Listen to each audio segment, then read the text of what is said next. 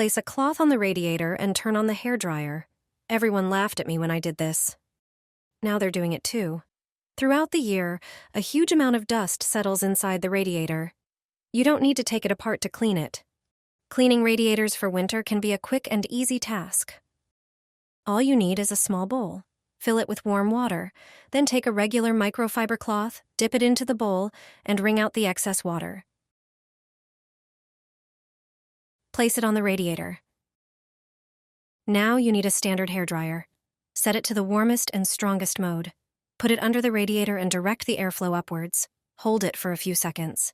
The dirt and dust will come out on top and stick to the cloth. Look at how much there was in my radiator.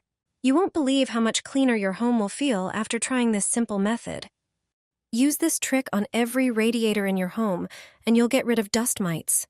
Your radiators will work more efficiently, and the air in your home will be cleaner.